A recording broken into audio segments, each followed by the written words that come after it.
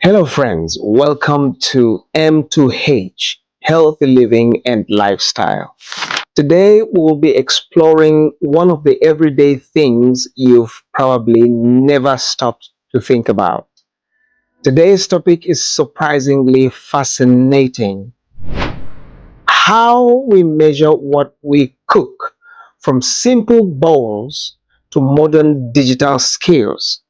How did we get here? Stay with me. To delve into this topic, let's travel back in time, way back to ancient civilizations. Yes, in those days, there were no measuring cups or scales. People simply used what they had: bowls, gourds, and containers. In places like ancient Egypt and Rome, these bowls were used to measure grains and liquids. For example, the modulus was a popular bowl used for measuring grain in Roman markets. But here's the catch: measurements weren't always accurate. One person's food bowl could be very different from another's. As trade began to grow, people realized something important: we need fairness and consistency.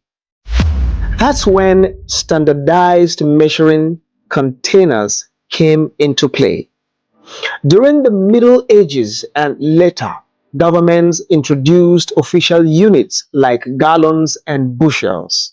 Metal measuring cups replaced ordinary bowls, especially in trade and medicine. Still, most measurements were based on volume, not weight. So accuracy was still a bit tricky. Now let's move to the 19th century, when cooking began to change forever. Recipes started becoming more detailed. And guess what? Measurement became more precise. A key figure here is Fanny Farmer. She was the one who introduced standardized measuring cups in her cookbook. Suddenly, cooking wasn't just guesswork anymore. It became something anyone could follow and reproduce. That's when measuring cups and spoons became a kitchen staple. And now we arrive in the modern kitchen. Today, many people, especially bakers, prefer using weighing scales. Why? Because measuring by weight is far more accurate than measuring by volume. A cup of flour, for example, can vary depending on how it's scooped, but 200 grams is always 200 grams.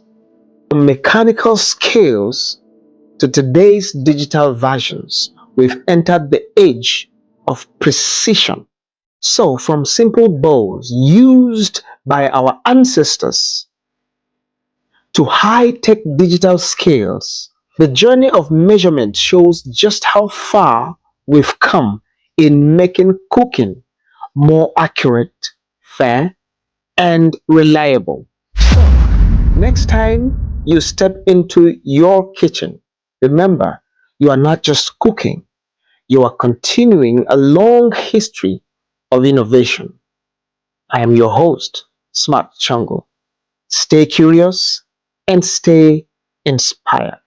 See you again on the next episode.